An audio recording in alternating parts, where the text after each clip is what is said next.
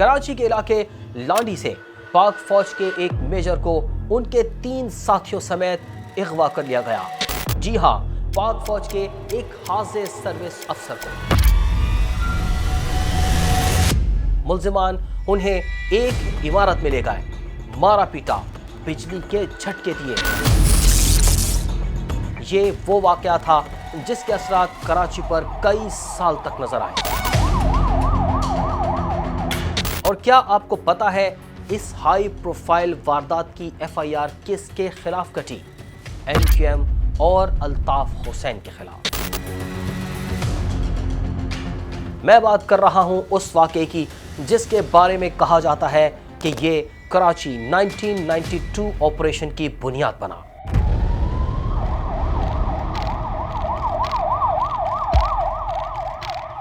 ये वो दौर था जब कराची में शाम ढलते ही सड़कों पर कानून की नहीं बंदूक की हुक्मरानी होती थी। हर सुबह किसी न किसी गली से एक नई लाश मिलती थी।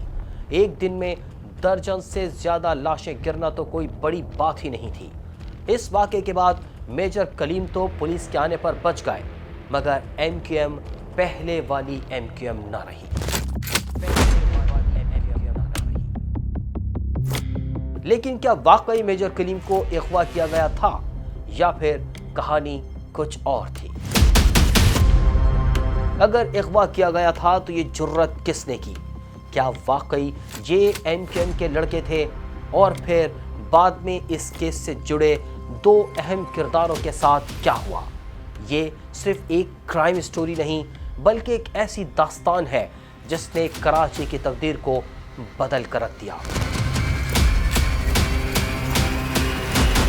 आज हम खोलेंगे उस केस की पूरी फाइल और एक एक सफ़ा पलट कर बताएंगे वो हक़ाइक़ जो अब तक कहीं दफ़न थे।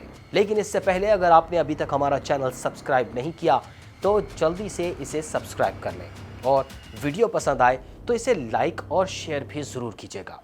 तो चलते हैं 1991 के उस कराची में जहां हर मोड़ पर खौफ खड़ा था और हर गोली एक नई तारीख लिख रही थी।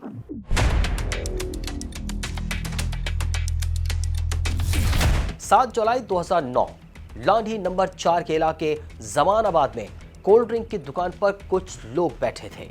अचानक मोटरसाइकिल पर नामालूम मुल्जिमान आए और उन पर फायरिंग कर दी। 6 अफराद शदीद जख्मी हुए, फौरी अस्पताल ले जाया गया। डॉक्टर्स ने 4 अफराद की हलाकत की तस्दीक कर दी। ये 4 लोग कौन थे? एक थे एमक्यूएम के साबिक काउंसलर हाजी जलाल खान, 2 उनके बेटे और एक उनका साला।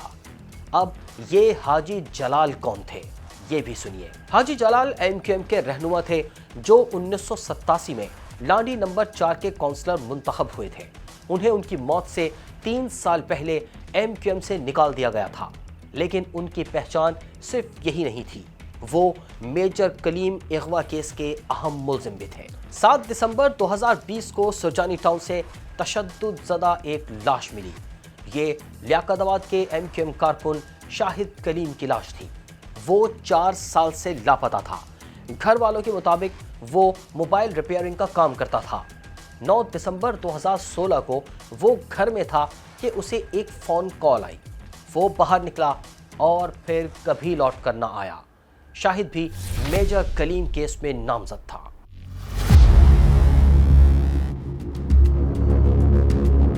अब चलते हैं मेजर कलीम केस की तरफ और जानते हैं कि ये मामला है क्या। मेजर कलीमुद्दीन का ताल्लुक पाकिस्तान आर्मी के फील्ड इन्वेस्टिगेशन यूनिट से था। 24 जून 1991 को वो कराची के एक पुलिस स्टेशन पहुंचे और एफआईआर दर्ज करवाई।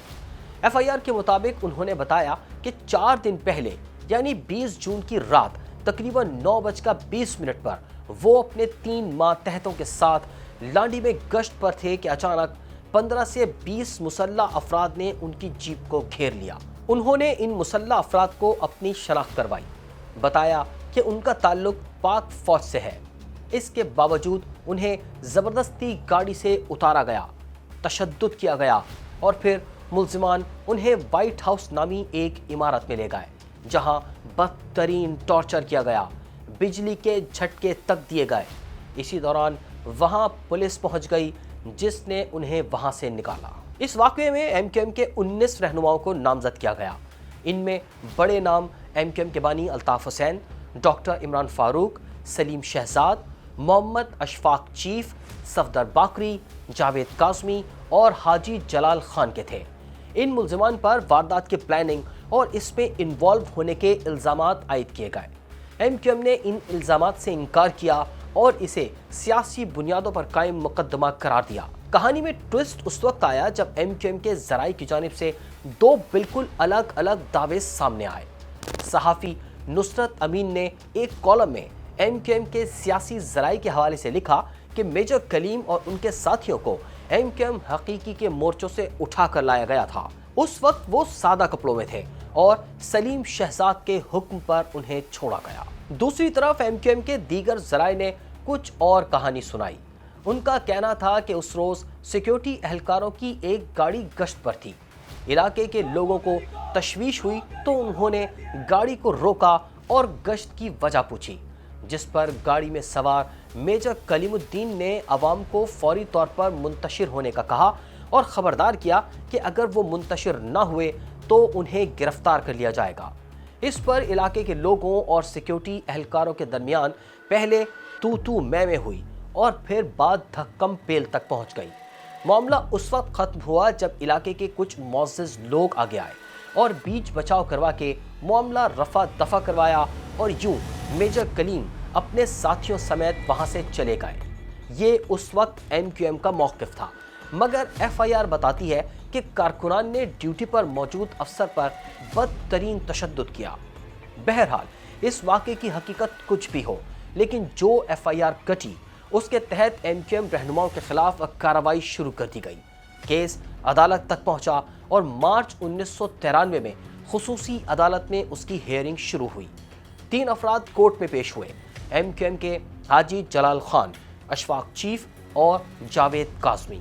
केस चलता रहा और 9 जून 1994 को फैसला आ गया और तीनों मुजरिम करार पाए और उन्हें 30 साल कैद बामुशक्कत की सज़ा सुनाई गई। साथ ही 20 हज़ार रुपये जुर्माना भी हुआ।